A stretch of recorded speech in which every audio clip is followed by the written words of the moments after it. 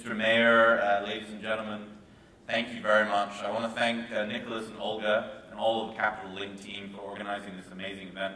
I want to congratulate Michael on his award. I don't know you, but I do thank you for providing great cell service when I'm here in Greece. I want to thank you. I want to tell you how much this award means to me personally. It is also my honor to accept this award on behalf of my colleagues at Libra Group and Concordia. This award belongs to me belongs to them as much as it belongs to me, and many of them are here today. We have just finished our first annual Concordia Summit in Europe, which was held in this very room, which I think was a success, and I appreciate all of you who are here. So I know many of you here tonight are visiting from cities and countries all over the world, and in many ways we all bring to this room and to this incredible evening a part of those special places. No matter where we are in the world, each of us brings our heritage and our roots with us. It's part of what makes our collective human experience so dynamic and interesting. And I'm here to tell you that those of us at Libra are no different. We bring to every day and every experience a mindfulness of our roots here in Greece, a country and a people that are deeply entwined in both our past and our future.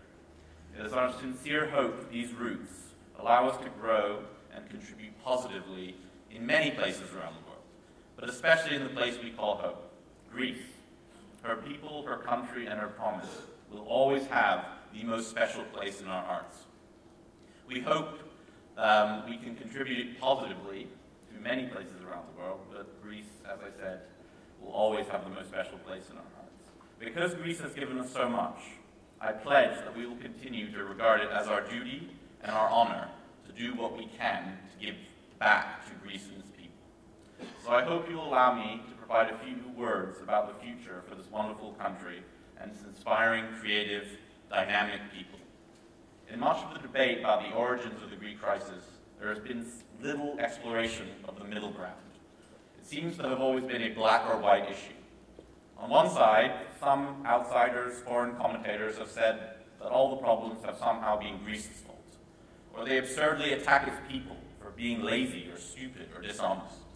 Meanwhile, on the other end of the spectrum, some inside Greece accuse others of a long history of being greedy, selfish, and determined to oppress the people of this country. To be very clear, my view is that none of that is right. And it's obvious that both sides of the debate are hurling language at each other that is insulting, damaging, and demeaning. I firmly believe that nothing positive can come from such negativity, and it has to stop. The time has come to move past all this vitriol and instead turn our focus to what tangible steps are necessary to set Greece on a more productive and promising course for the future.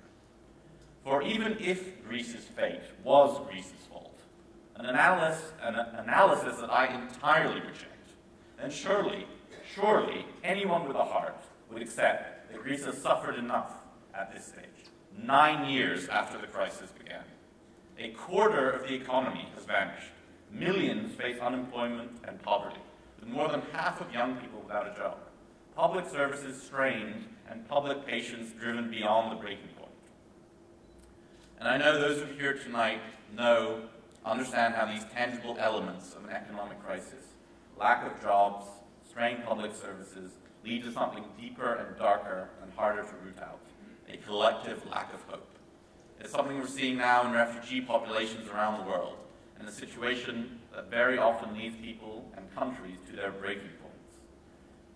In addition to addressing these economic tangibles, we need to also find ways to offer Greece hope that tomorrow will be a better day. To put this into a historical perspective, the Greek crisis is at this point both longer and more severe than the Great Depression in the United States. Enough is enough. Greeks have been beaten down. It is now time for them to be lifted up. Both morality and sane economics alike say the country and our global community cannot go on like this. It is time for an end to punishment, an end to severe treatment, an end to despair. What is needed, what is deserved, what is required now is the opposite.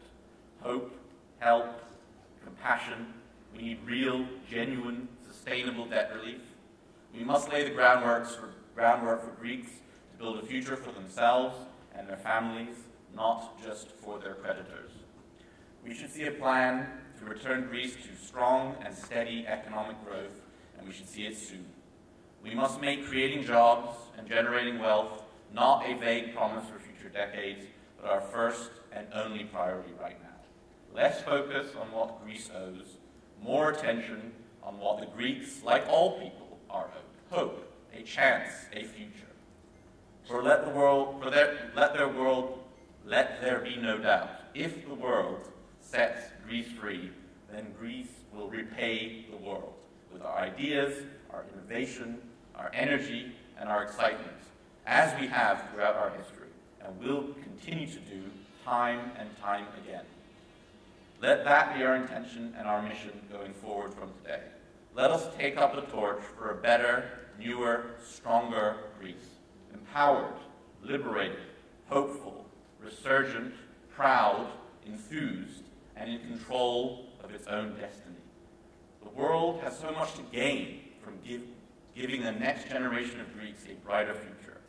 I hope you will join me in supporting them starting today. Let us unify around our shared history and push for the future prosperity of Greece.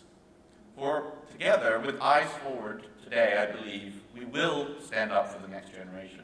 We will give them back their hopes and ideals. We will stand up for a brighter future for all. Thank you.